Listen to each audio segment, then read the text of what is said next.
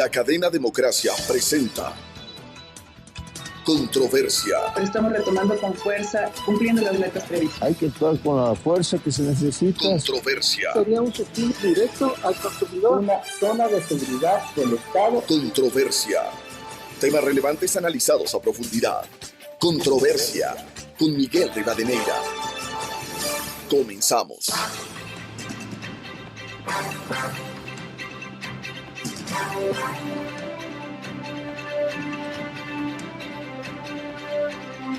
Un saludo cordial a los seguidores del programa Controversia en Escena a través de XFM, Democracia M y Democracia TV.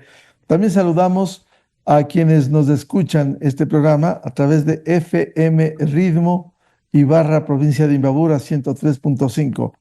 Hoy queremos volver a analizar tema relativo cómo afecta la minería ilegal, cómo trabaja la minería formal. ¿Qué pasó con el catastro minero? ¿Cuáles son las perspectivas en el sector? Partiendo de un hecho, el Ecuador atraviesa una grave situación debido a la expansión criminal en la extracción ilegal de minerales en medio de la debilidad institucional y la complicidad estatal y de organismos de control que no actúan de manera oportuna, firme y permanente. Las acciones ilegales que se cometen con la anuencia desde el Estado por acción, omisión o indiferencia se repiten de manera permanente mientras existe impotencia e inseguridad frente a la arremetida del poder de quienes hacen un mejor negocio que las drogas. Eso reflejan las cifras comparables entre 1 kilo de oro y 1 de cocaína, según precisan reveladores investigaciones últimas de 2 publicaciones serias, Plan B y Código Vidrio. Con una circunstancia especial, el metal se exporta legalmente, la droga no, pero el primero se sustenta en empresas fantasmas registradas en el papel que no cuentan con respaldos legales. ¿Dónde están los resultados concretos de las acciones y controles de los organismos estatales, agencias de regulación y control, superintendencias, investigación de lavado de activos, entre otros? Preguntas que flotan en el país.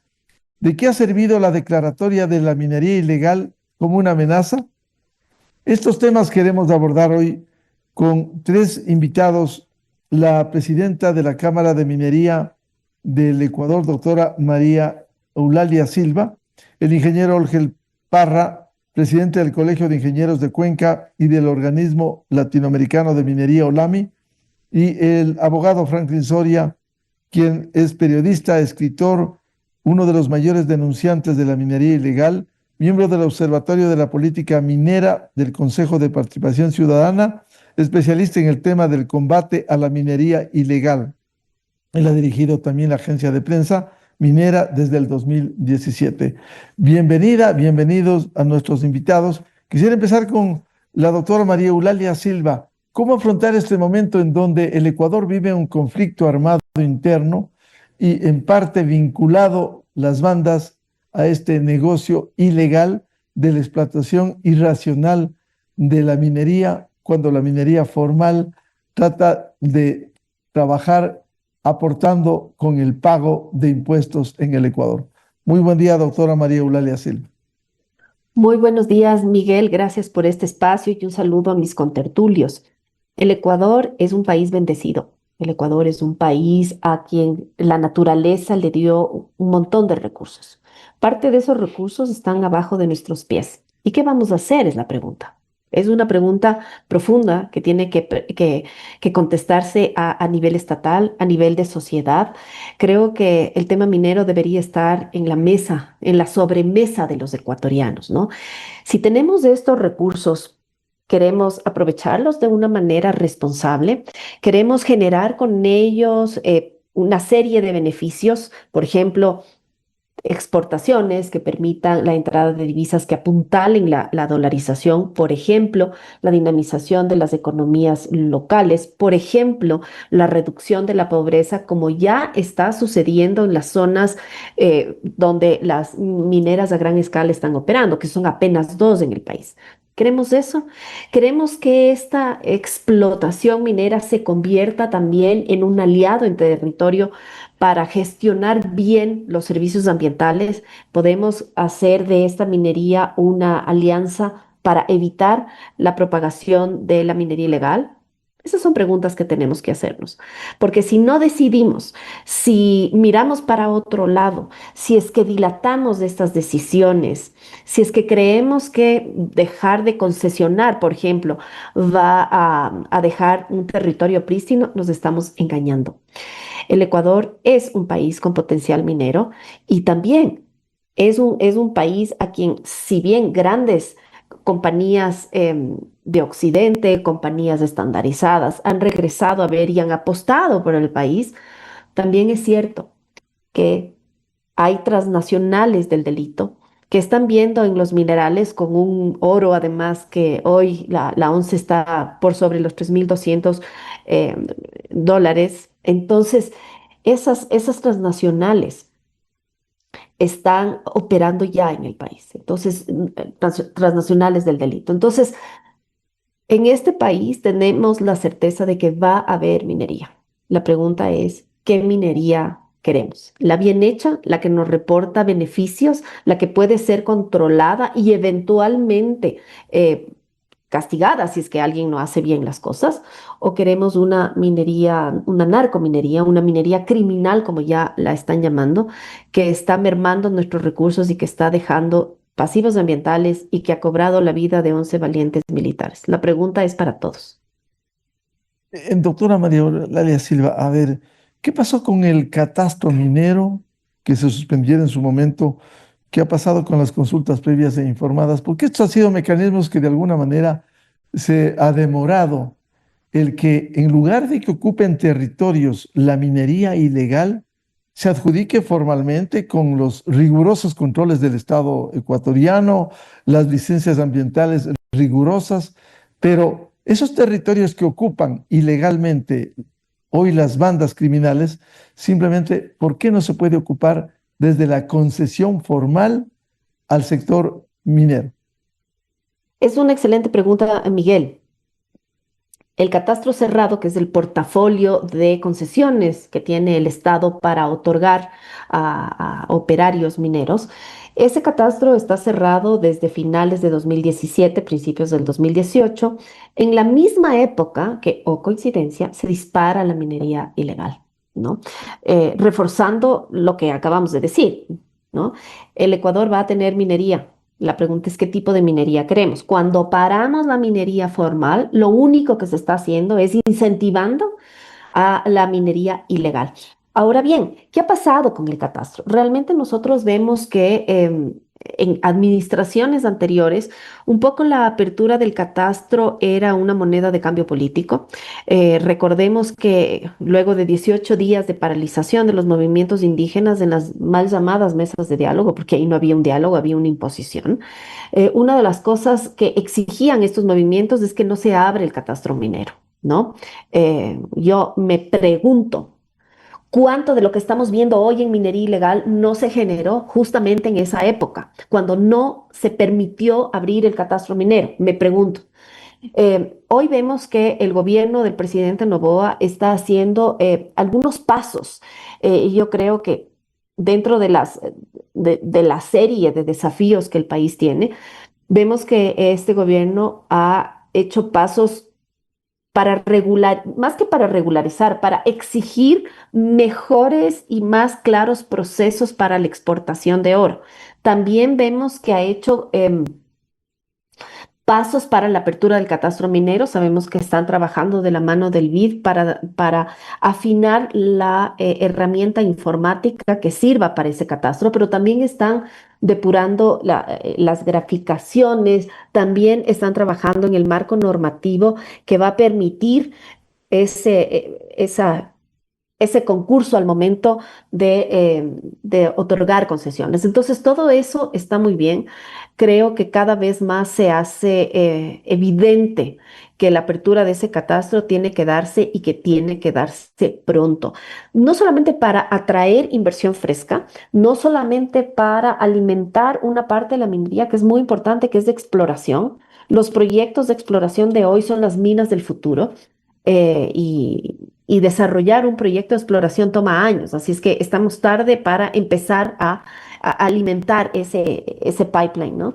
Eh, También es importante porque al otorgar una concesión es el concesionario el que se hace responsable de ese territorio. Un territorio que por cierto, siempre está lejos, donde escasamente hay una presencia del Estado y todos conocemos las limitaciones del Estado. Así es que si bien el combate o la solución contra la minería ilegal es compleja porque es un problema complejo, parte de esas soluciones es abrir el catastro minero, otorgar concesiones a compañías serias, a compañías que tengan experiencia en otras partes del mundo, que puedan probar su eficiencia, que puedan también probar la capacidad que tengan de invertir en tecnología.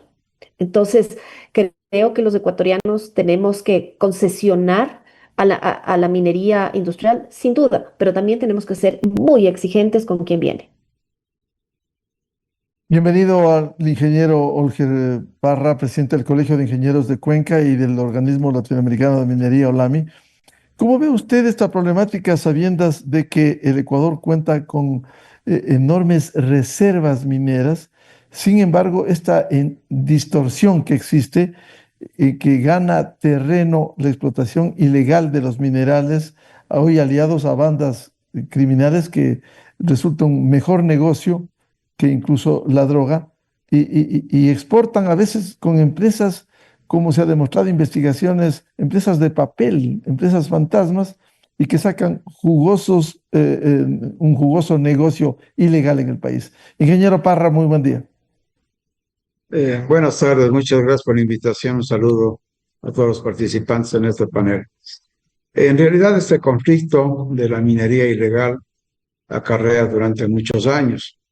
No solamente es la causa, la CIR del catastro minero, un catastro obsoleto, un catastro que permitía que las concesiones mineras de la noche a la mañana amanezcan graficadas en el catastro, y eso permitió que el gobierno de turno en la época de Lenín Moreno, además de los conflictos políticos que se dieron en aquel momento, tuvo que de alguna manera transar con la CONAIE el tema también del cierre del catastro minero. Entonces se debe a diferentes factores, no solamente el factor técnico de no actualización, de no tener un software adecuado, un software que permita seguridad en el catastro minero, más bien era un software que permitía la fragilidad del sistema informático. Esto asociado a los conflictos internacionales. El problema del Ecuador no es aislado. Es un conflicto que tiene Perú, que tiene Colombia, que lo tiene Ecuador. Justamente países productores de oro. Ahora, ¿cómo avanzar en este tema de mejorar el catastro minero? Si bien es cierto, es muy clave para la inversión, no solamente nacional, sino también internacional, hay que trabajar primero en el tema de que el gobierno garantice que un nuevo sistema vaya a estar completamente seguro y que no exista la intromisión de personas que inclusive ya no están en las oficinas que pertenecían al ministerio y que trabajaban en catastro minero. Eso va a dar confiabilidad a la inversión, la confiabilidad a la inversión tanto nacional como externa. Además, en el catastro minero se dieron otras cuestiones que nunca fueron tomadas en consideración. La falta de personal capacitado, la falta de personal técnico, la falta de la oportunidad de un servicio. No es posible que en la actualidad todos los trámites mineros a nivel nacional, la ARCON, mediante la Oficina de Registro Minero, de Catastro Minero, tengamos que desde todas las provincias del país acudir a una sola oficina central para que ellos envíen un informe a las regionales. ¿Qué hace esto? Que se obstaculicen. ¿Qué hace esto? Que la gente cansada de realizar diferentes trámites, bajo también otras circunstancias que no las voy a mencionar en este momento, sin embargo, esto hace que la gente se canse y se convierta. No estoy justificando que trabajan en la minería de una forma ilegal, sino hace que cansados de trámites ambientales, cansados de trámites burocráticos, accedan de una forma completamente diferente a realizar actividades de una manera completamente ilegal. Ingeniero Olger Parra, de esto venimos hablando años. ¿Qué pasa con el Estado ecuatoriano? ¿Qué pasa con sus entidades? ¿Qué pasa con ARCOM, la Superintendencia de Compañías en el reconocimiento de empresas? ¿Qué pasa con la UAFE en la investigación de presunto lavado de activos? ¿Qué está pasando con el Estado cuando debiera articularse para ser un facilitador para generar nuevos recursos para el país? El Estado, lastimosamente, bien usted ha indicado, no es un Estado facilitador, debería ser un Estado facilitador y controlador, más bien es un Estado entorpecedor de los trámites burocráticos. Cada vez se vuelve más conflictivo, no hay la agilidad que se requiere en la actualidad. Pero también aquí hay otro aspecto que es muy importante. Estos conflictos y estos procesos se dan justamente porque no existe personal adecuado.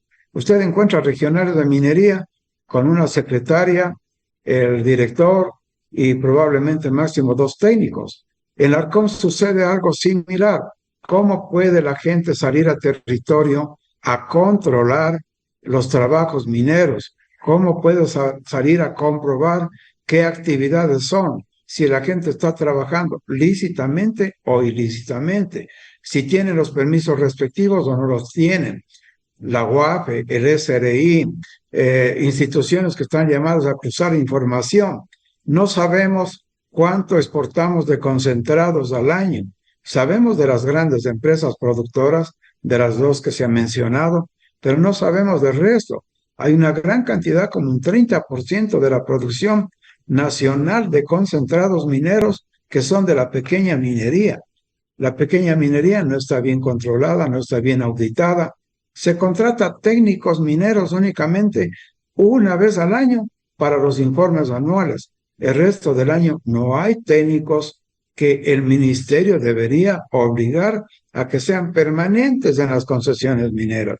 No solamente técnicos mineros, deben ser técnicos ambientales, deben ser técnicos por parte también del ARCOM, que estén en territorio, no en escritorio. Además del personal de gabinete, debería haber personal que esté realmente controlando la producción minera en territorio.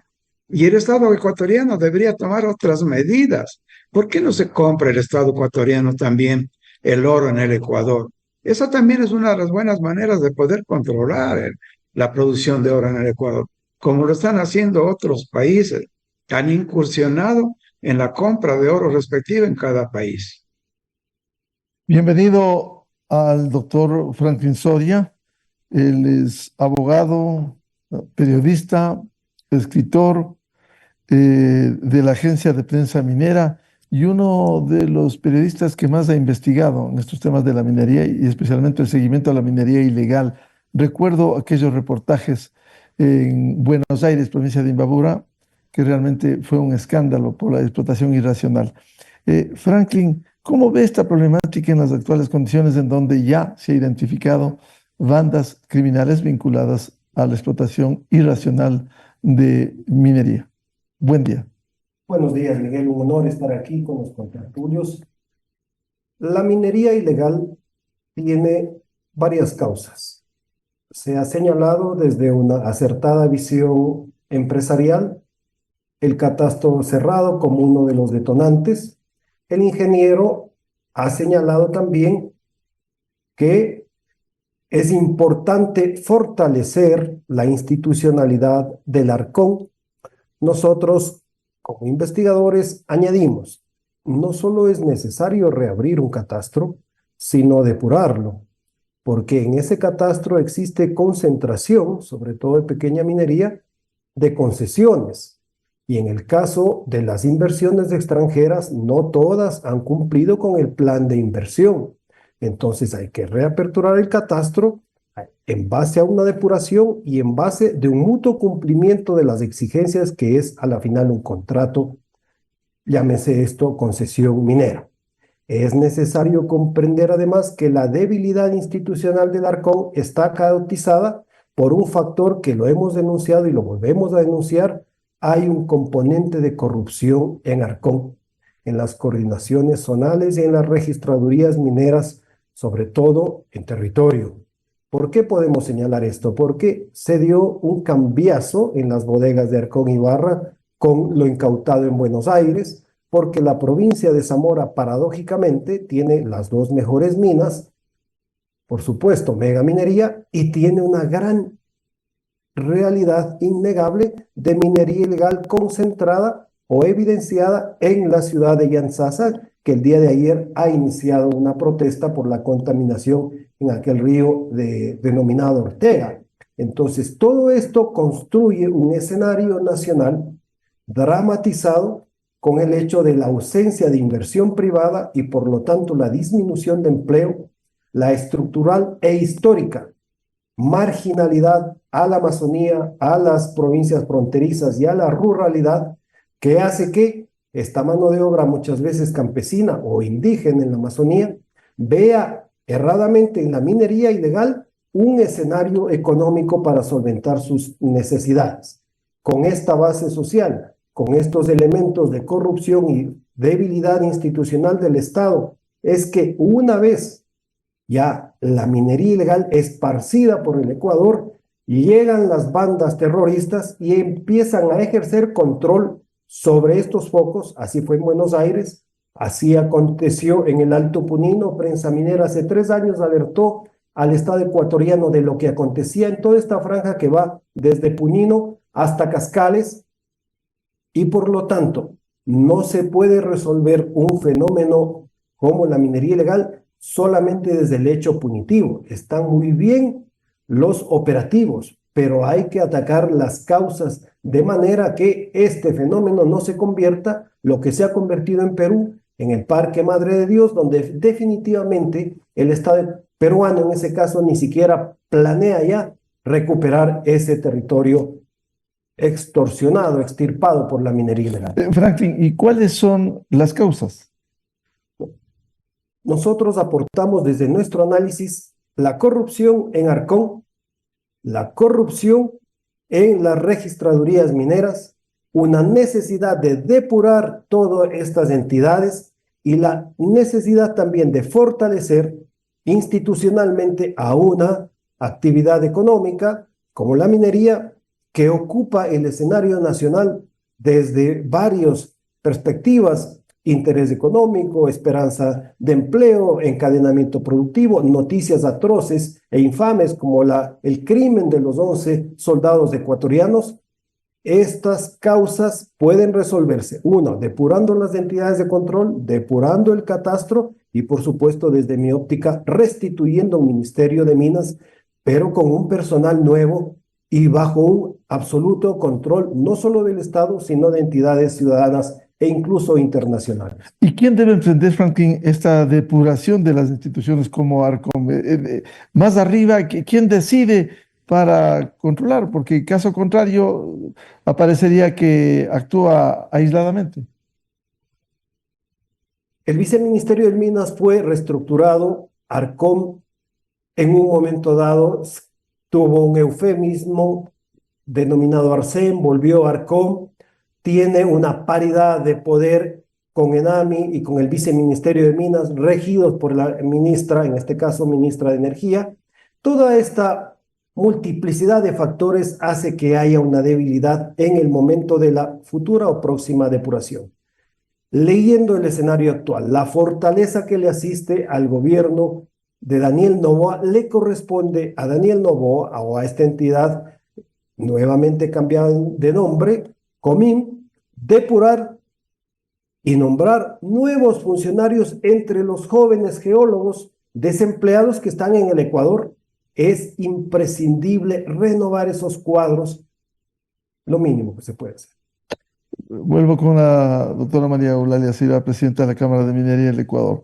¿Qué acciones vienen tomando a fin, por un lado, de que el Estado sea mucho más fuerte con sus instituciones y por otro, se pueda abrir el catastro minero, depurarlo y avanzar en estas buenas perspectivas que tiene el territorio ecuatoriano en minerales? Claro, nosotros, Miguel, como industria, lo que hacemos es viabilizar información. Tenemos un cercano relacionamiento con el Ejecutivo, con la Asamblea Nacional, justamente para poner estos temas sobre la mesa. Nos relacionamos también con cuerpo diplomático, con organismos multilaterales que de una u otra forma están apoyando al desarrollo del país. Entonces, creo que el levantamiento de información metodológica y pues levantar estas alertas es lo que podemos hacer. No somos un organismo de control, sin duda alguna. No podemos tomar o sustituir las iniciativas estatales, no es nuestra competencia, pero creo que cada vez más estamos levantando nuestra voz, no solo para poder desarrollar minería, Miguel. Yo creo que la voz de la Cámara de Minería del Ecuador es una voz que está alineada y sobre todo con el desarrollo del país, porque yo pienso que si viviéramos sobre una tierra estéril, sin mayores recursos, pues podríamos echarnos a la pena, ¿no? Pero no, tenemos muchos recursos, recursos que van a ser necesarios para el mundo descarbonizado que necesitamos y para el mundo tecnológico que ya vivimos. Los minerales que se encuentran en el Ecuador van a ser imprescindibles en el futuro para mantener los niveles de tecnología y para desarrollar las energías limpias que necesitamos para mitigar el cambio climático. Entonces, con toda esa perspectiva, pues nosotros simplemente seguiremos taladrando sobre el mismo tema, ¿no? Para hacer una analogía minera. Seguiremos viabilizando información, estamos levantando estudios metodológicos también que compartimos con las autoridades a fin de que ellos puedan tener decisiones informadas, ¿no? A veces la minería genera una serie de mitos, muchos de los antimineros, muchos de los mineros ilegales, creo que están atrás eh, de la perpetuación de esos mitos, ¿no? Entonces nosotros lo que tenemos que hacer es irlos derribando con información precisa y comprobada de lo que estamos diciendo. Ahora, el catastro minero, ¿cuándo se reabre, cuándo se depura, a fin de avanzar? Porque lo importante es avanzar en las concesiones, insisto, todo con el apego a la ley, con rigurosidad, licencias ambientales, pero que ocupen territorios antes que lo haga las bandas aliadas a esta explotación. Sin duda alguna, Miguel. Creemos que esa reapertura se va a llevar a cabo este año. Como le decía anteriormente, el Ministerio de Energía y Minas está trabajando en ello, está trabajando de la mano del BID, lo cual también asegura que va a haber transparencia y mucho tecnicismo en el asunto. Eso lo vemos con muy buenos ojos. Em, pero yo creo que también la ciudadanía tiene un papel en esto, ¿no? Y aprovecho este espacio para llegar a sus oyentes, saludarlos y nuevamente hacer esta reflexión. Nosotros como ecuatorianos somos un país pobre, pero no estamos destinados a ser pobres. Hay países, hay sociedades que han sabido gestionar muy bien sus recursos y que han avanzado a unos niveles de vida mucho más importantes, donde se ha reducido ostensiblemente la pobreza. Fíjese usted que los países más mineros del mundo son Canadá, Australia, Suecia, la misma Noruega es un país que se ha sentado en una industria extractiva y no por eso han depredado, tienen zonas ambientalmente protegidas, tienen pueblos autóctonos y sin embargo, no porque se haya desarrollado la minería, ni han acabado con sus recursos naturales, ni han depredado el ambiente, ni han tenido que sufrir las primeras naciones. Pobreza, más bien todo lo contrario. El desarrollo de una industria extractiva responsable ha demostrado que a esas primeras naciones, pues les ha servido como un recurso para acceder a tecnología, acceder a educación y finalmente a poder quedarse en sus mismos territorios sin tener que emigrar buscando una oportunidad de progreso. Así es que creo que hay que tomar los mejores ejemplos que hay en el mundo. Creo que los ecuatorianos tenemos la obligación de informarnos sobre este tema. Hay información bastante amplia sobre esto. Entonces, cuando los ecuatorianos hablen de minería, que por favor hablen con conocimiento de causa y habiéndose informado al respecto. Estamos hablando no de una industria más, estamos hablando de nuestros recursos y del futuro que podemos dejar a nuestros hijos y a los hijos de nuestros hijos. Y el tema, doctora María Aurelia Silva, que tiene que ver con un Estado más fortalecido, sabemos del aporte desde el sector privado, pero un Estado más controlador, especialmente de las acciones ilegales, que por cierto, la explotación formal también debe cumplir ciertos requisitos, ciertos rigores dentro de los contratos. ¿Cómo fortalecer eso?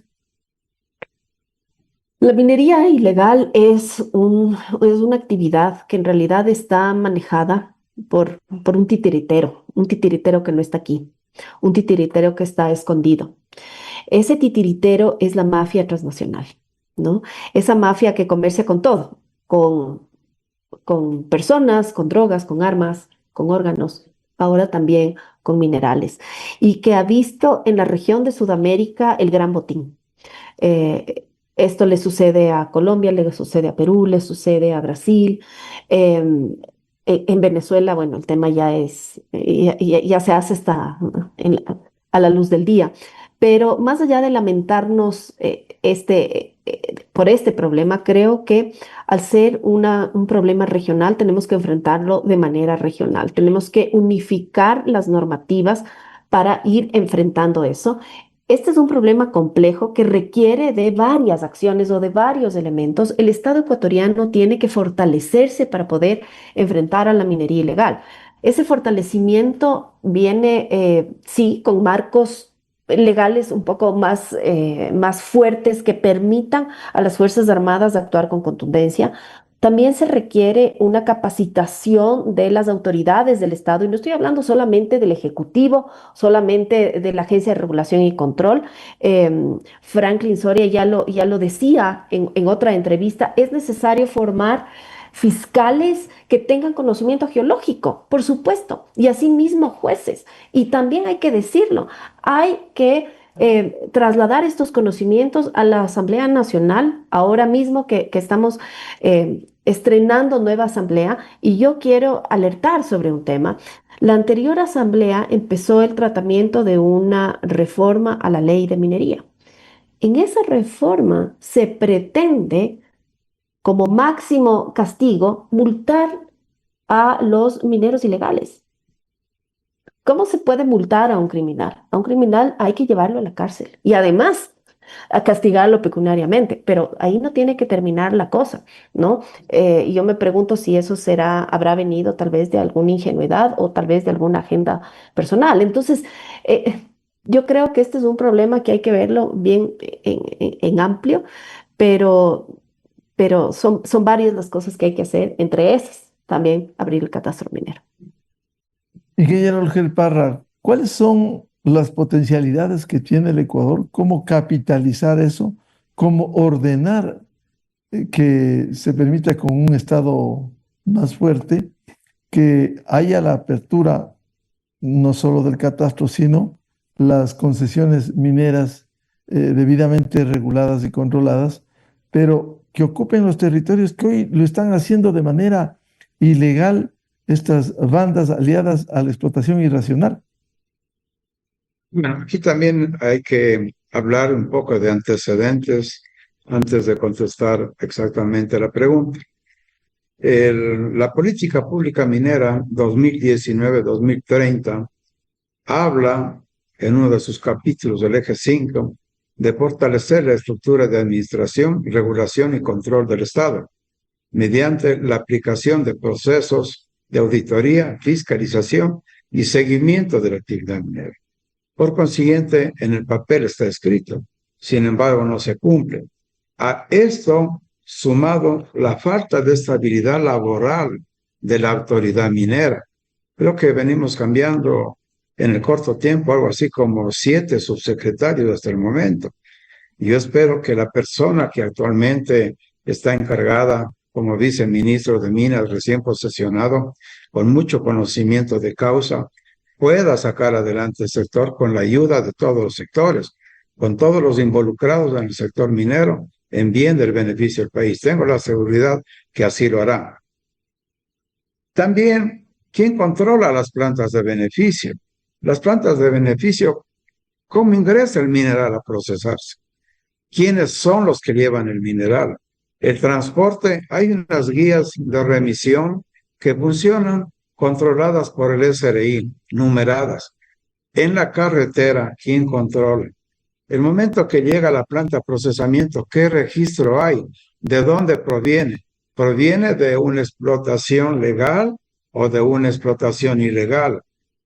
También los mineros artesanales deberían pagar también actualmente pagan las empresas el 5%, la pequeña minería pagan el 3%, y la minería artesanal debería pagar una regalía también, debería fijarse en una nueva normativa legal. No es justo que todos aportemos al erario nacional y disfrazadas las concesiones también de minería artesanal, porque se dio en un determinado momento paso a esta actividad, no paga absolutamente nada. Todas estas actividades con la complicidad también de juristas a nivel nacional que defienden la actividad ilícita. ¿Quiénes sancionan? ¿Quiénes definen? Yo veo que en el Código Integral Penal hoy abogados que defienden casos de delincuentes, de la delincuencia organizada y en fin, son llamados a procesos legales, son llamados a rendir cuentas ante la justicia. En la minería ilegal es otro acto también delictivo que se está cometiendo contra el Estado. ¿Quién llama a ellos? Absolutamente. Y de ellos abundan a nivel nacional. Jamás se ha tocado y se ha mencionado este tema. El potencial minero del país, dando paso a su pregunta, realmente el potencial es muy grande. Si me permite, ingeniero Parra, a propósito de lo que señala, si es bueno ilustrar al país, no olvidemos casos emblemáticos en otro ámbito como Metástasis, Purga, Plaga, donde se ha visto los abogados que se entiende por jugosos honorarios simplemente defienden a delincuentes, incluso aliados con la justicia, con ciertos jueces corruptos que han aceptado públicamente en los juicios que recibieron dinero, que el interlocutor fue el abogado, que vinculados al narcotráfico y a la delincuencia organizada fueron los que pusieron dinero, ellos aceptaron, hasta han devuelto recursos. Es decir, parte de la corrupción de lo cual no está exenta la minería, ingeniero Parra. Sí, por supuesto. Gran cantidad de dinero y de recursos que circulan de una manera ilegal. Es prácticamente una economía paralela en el país a través de la minería ilegal. Existe una economía que funciona por fuera de la actividad legal de la banca, de las cooperativas. Por fuera de ellos existe un comercio completamente ilegal porque la gente ya no acude al pago a través de tarjetas de crédito, ya no hay depósitos en la banca, entonces es un dinero de uso diario. Ese control, producto justamente de la minería ilegal en el Ecuador y en otros países también vecinos, es un dinero de libre circulación que no tiene absolutamente ningún control, y es ahí donde que deberían intervenir las unidades de control mediante Big Data, mediante inteligencia artificial, el SRI. Yo creo que también hay una deficiencia de controles para saber exactamente de dónde provienen cantidad de recursos económicos en el país, en dónde se encuentra ese dinero, en dónde están también la gente que de una u otra manera informa cuando se van a realizar las batidas de las autoridades respectivas. ¿Cómo es que la autoridad ARCOM, acompañada de militares de policía, acude a un determinado lugar y lo único que encuentra es un espacio vacío? En muchos casos retiraron la maquinaria, retiraron el equipo y en otros casos no encuentran absolutamente a nadie. Yo no veo hasta la fecha gente detenida por parte de la autoridad minera en lo que se refiere a la minería ilegal. No hay. ¿Por qué? ¿Quién anticipó? ¿Quién comunicó? ¿Quién informó? Y yo creo que es ahí donde que existe también una deficiencia en el Estado ecuatoriano.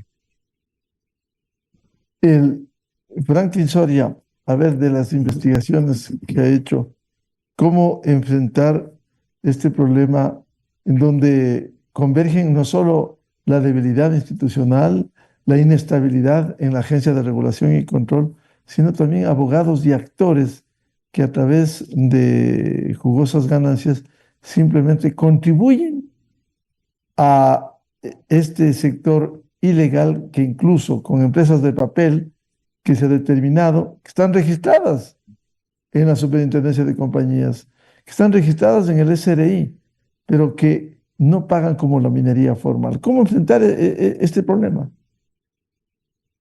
Recordemos tres casos para fortalecer lo que usted ha señalado, Miguel, la corrupción en minería. Un ex coordinador zonal en Zamora tiene a su haber, en su familia, 50 concesiones de pequeña minería. Lo conoce el Estado perfectamente. El cambiazo luego del operativo Brillante Amanecer 2018 Buenos Aires. Se incautó material, bodegas de Arcón, cambiazo, complementado con la premiación de la entrega del material incautado y rematado por ENAMI a un personaje prontuariado. Tercer caso, una coordinadora zonal de Machala para resolver un conflictivo caso Muyuyacu. Siendo encargada, toma el portafolio en la coordinación zonal correspondiente a Suay.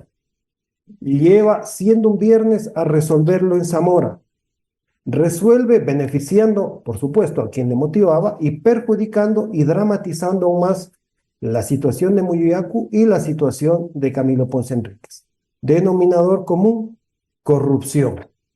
¿Cómo combatir con ella? Usted ha señalado, hay abogados que se prestan o que se dedican a forzar la ley para beneficiar a quienes están fuera de la ley, me refiero en el sector minero. Pues bien, para ello es importante nuestra propuesta de depuración de funcionarios, porque el abogado funciona en línea, pues en coordinación, como dice el pueblo, conchavado con. Por eso es necesario depurar.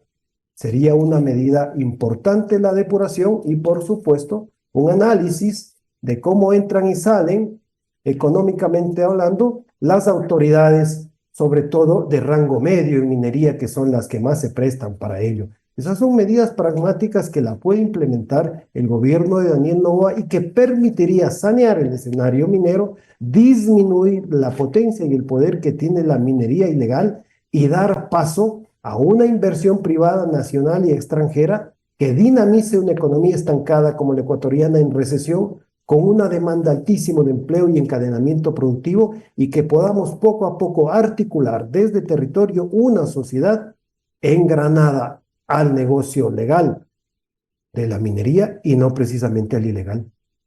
Franklin, ¿cómo entender que para esta explotación irracional ingresen una maquinaria enorme a las zonas? Han depredado, la investigación de Plan B daba cuenta hace poco, que allí hay una deforestación minera en ese sector. Entre el 2019 y 2023 se talaron 1.001 hectáreas de bosque en el Punino, lo que para graficar decía equivale a 1.400 canchas de fútbol profesional. Es decir, aquí hay una depredación de la zona, no solo que explotan irracionalmente, destruyen el medio ambiente. ¿Cómo ingresan las máquinas a zonas en donde Fuerzas Armadas tiene inconvenientes para poder ingresar? Lo que voy a afirmar lo podemos demostrar con videos. En Tena, un naporruna, un indígena amazónico, muy querido amigo nuestro, nos decía, Franklin, dígame qué día usted quiere venir. Y a las 11 de la mañana usted ve cómo se embarcan en las barcazas las retroexcavadoras que llegan desde Zamora. O sea, no es un misterio, no se quiere. Y que son enormes. Como toda retroexcavadora. Segundo ejemplo, Playa de Oro, Río Borbón, norte de Esmeraldas, foco de minería ilegal. estaba ahí, tenemos el video, por eso podemos hablar, una plataforma, una cama baja de la Unión de Transportistas de Yantzaza. ¿Qué hacía una cama baja de Yantzaza a Playa de Oro? Hay por lo menos 4 días de viaje de una cama baja que transporta retroexcavadoras. En Zamora, en la ciudad de Yantzaza, usted tiene 10 concesionarios en una ciudad de tamaño de Ayuriquín, de venta de retroexcavadoras. No se quiere controlar. ¿Y quién debe controlar eso? ¿Arcom? No, eso no es responsabilidad. ¿Municipio es local? responsabilidad del flujo de capitales, la UAFE. No es responsabilidad, ojo, del gobierno actual. No es un tema partido, es un tema estructural del Estado que se hace de la vista gorda algo que es evidente. Si queremos un ejemplo de Arcom, Prensa Minera ha denunciado cómo empresas de plantas de procesamiento en el Pache, completamente legales, violan la ley enviando una masa pastosa al río, contaminando, hecho por el cual el Ecuador tiene una demanda internacional en la CIDH por contaminación minera. ¿Y dónde está Arcom? Entonces, una de las causas de la debilidad del Estado para controlar la minería ilegal es la corrupción en sus entidades de control. Franklin, ¿y cómo entender estas acciones desde una visión del Estado que no controla y que facilita? Como, por ejemplo, aquí también entre el sector privado, cuando se importa esta maquinaria, no se puede poner un chip para identificar qué labores va a hacer, legales, ilegales. Por supuesto, debería ser obligatorio que toda retroexcavadora de la concesión o importación llegue con un chip y ese está registrado en el Ministerio de Transporte para saber dónde está y qué hace y qué tiempo. Nosotros tenemos denuncias de que hay zonas en Zamora, Chinchipe, donde las retroexcavadoras han entrado por helicóptero en partes y la han armado en zonas inaccesibles porque Zamora, Chinchipe es la provincia más abrupta de la Amazonía. Entonces, eso debe tener un costo alto para es que el beneficio ingresar a la selva ilegal es altísimo. Ya ha señalado María Eulalia el costo de la onza sobre los $3,200. Imagínense lo que está perdiendo el Ecuador. Y ojo, quisiera, por favor, querido Miguel, advertir al Ecuador que habrá, dado la crisis que ha generado en la minería ilegal, voces de políticos, voces de asambleístas, de abogados, como bien ha señalado el ingeniero Parra, que defienden a los ilegales, que quieran venderle al Ecuador como única salida la regularización de los ilegales. Es decir, premiarlos. Ya tienen la impunidad, el olvido, y ahora pretenderán premiarlos con concesiones de pequeña minería a quienes han depredado la biodiversidad de nuestro país, hecho que es inaceptable, y lo alerto, lo van a decir, puesto que no se puede, démosles. No, nuestra propuesta de este humilde investigador, de este ferviente ecuatoriano, es que si van a hacer aquella insolencia, al menos quien pretenda regularizar un espacio de minería ilegal deberá asumir el costo del pasivo ambiental, porque alguien lucró de esa depredación. No se la va a premiar regularizando. Jugosas ganancias. Y ahora de aquí en adelante, de aquí para atrás, ninguna evaluación, ninguna revisión de los daños. Virgen.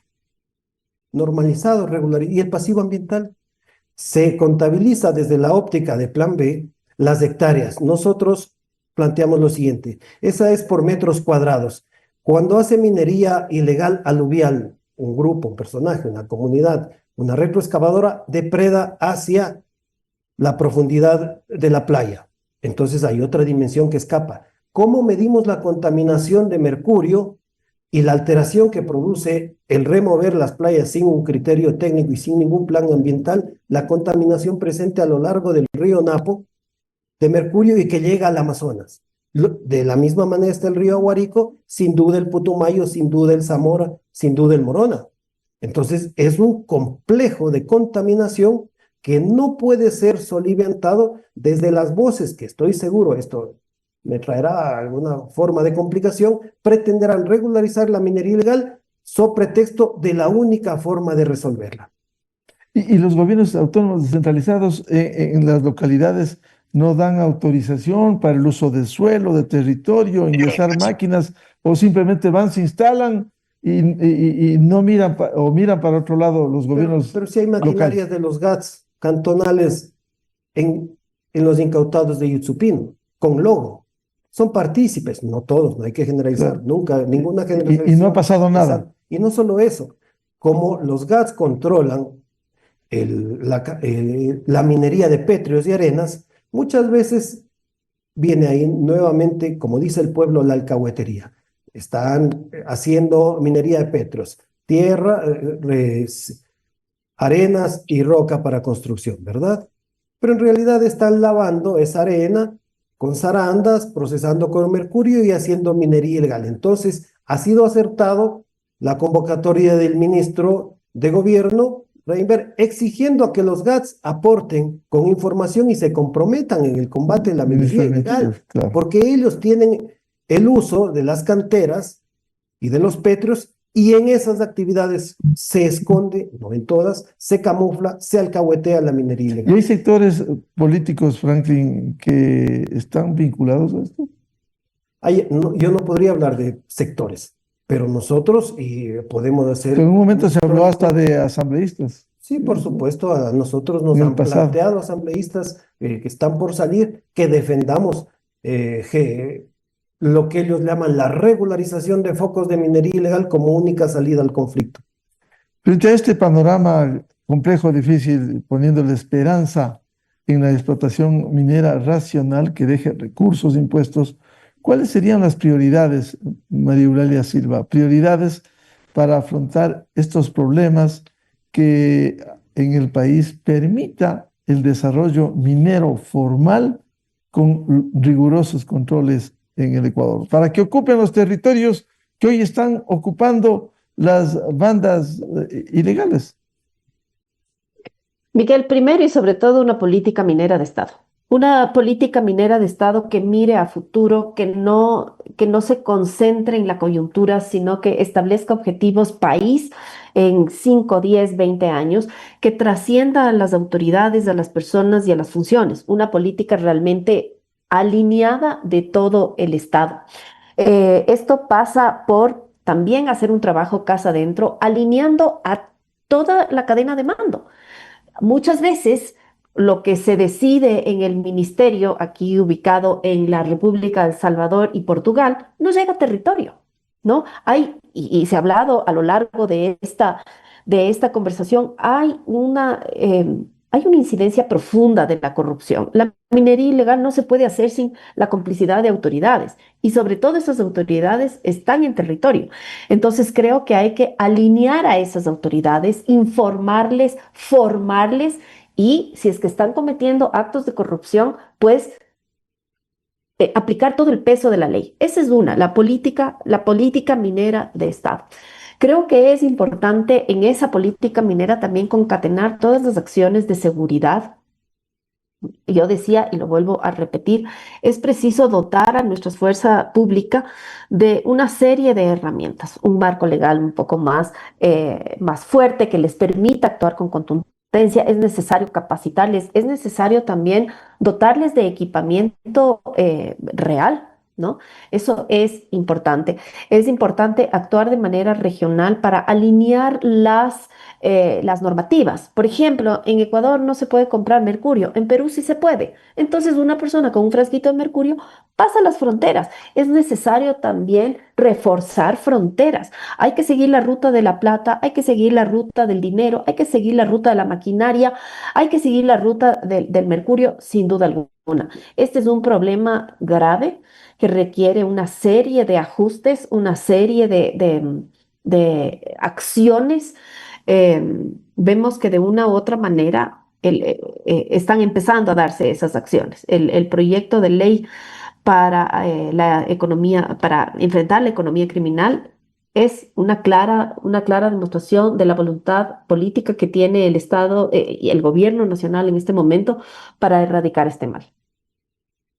Ingeniero Olger Parra, ¿cuáles debieran ser las prioridades en medio de esta problemática compleja, profunda en la explotación de la minería en el Ecuador? Partiendo de un hecho, si tiene enormes reservas, ¿por qué no se lo hace debidamente autorizado, legalizado, con controles rigurosos, pero puede darle ingentes recursos al Estado?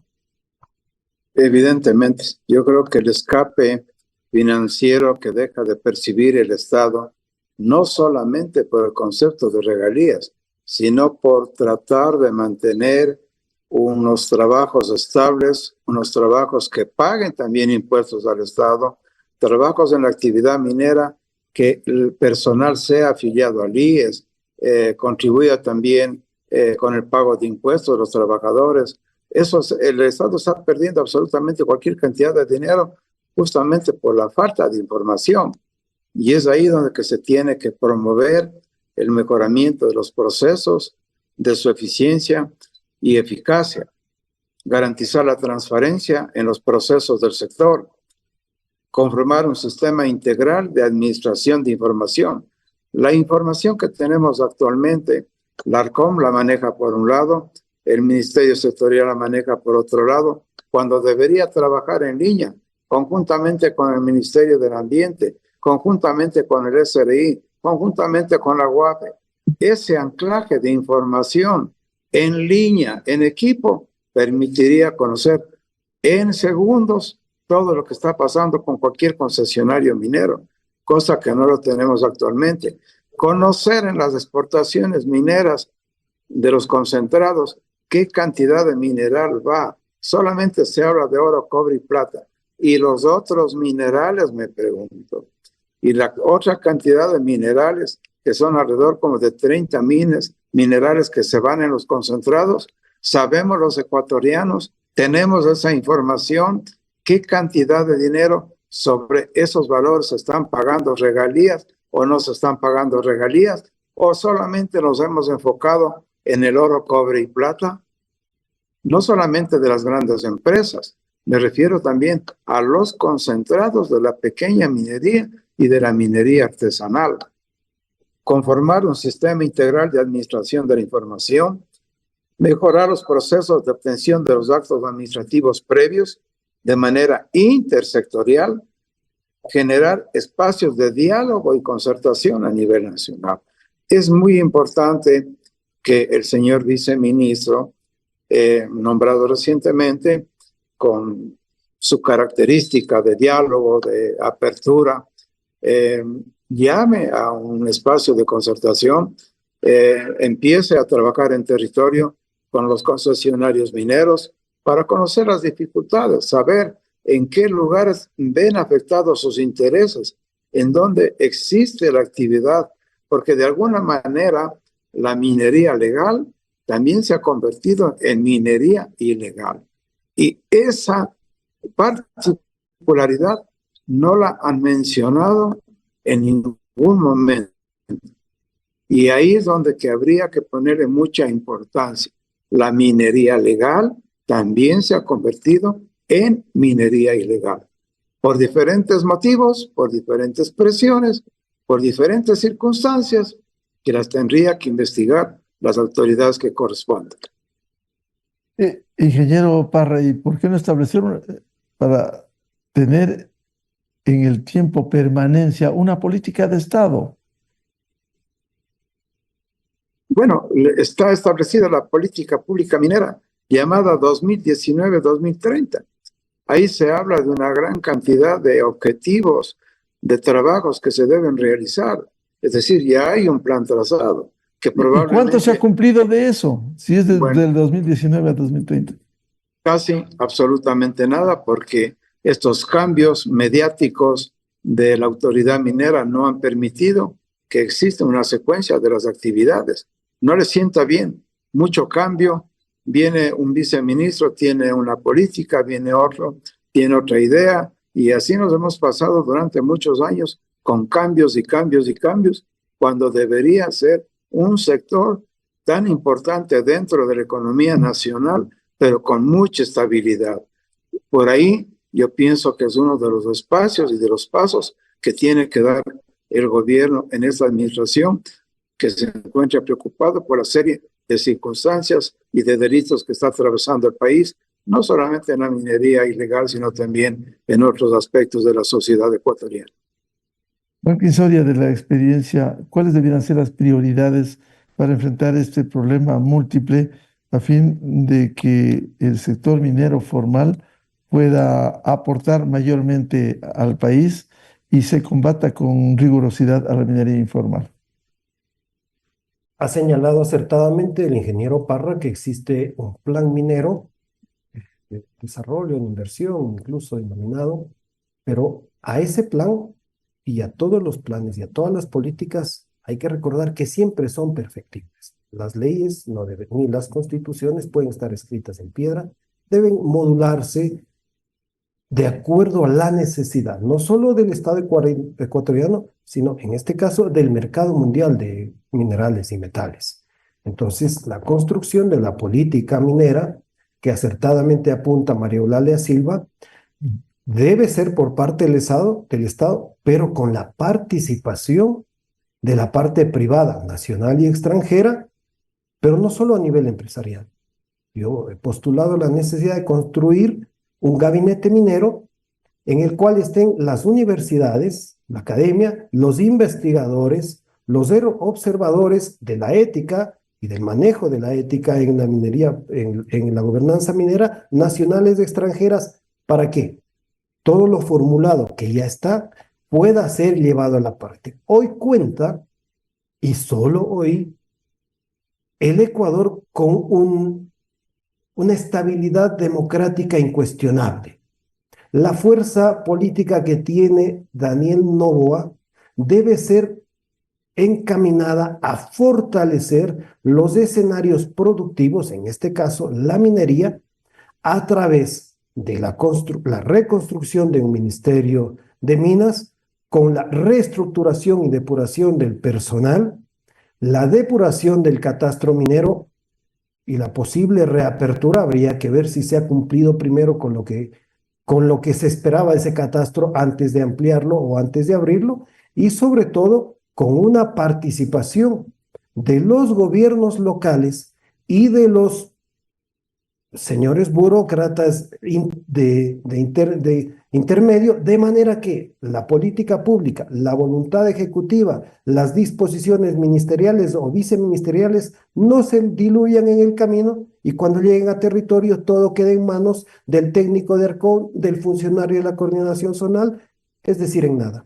¿Y por qué hay sectores, Franklin, de la experiencia, sectores especialmente sociales, dirigentes, que protestan contra la minería formal y nada dicen de la minería informal que está depredando el Ecuador, hoy aliados con las bandas? Nosotros no hemos visto, el Ecuador no ha visto ninguno de estos gallardos, lanceros, amazónicos protestar contra la minería ilegal. No hemos visto a los ponchos, ni dorados, ni a los no dorados, hacer aquellas marchas poderosas contra la minería informal. Lo que sí hemos visto, y lo hemos dicho, y lo vamos a reprisar, sí vimos a Yacu Pérez Guartambel reunidos con la dirigencia minería ilegal de Buenos Aires en el 2018 en su oficina en la Ecuarunaria en Quito. ¿Sabe por qué no hay?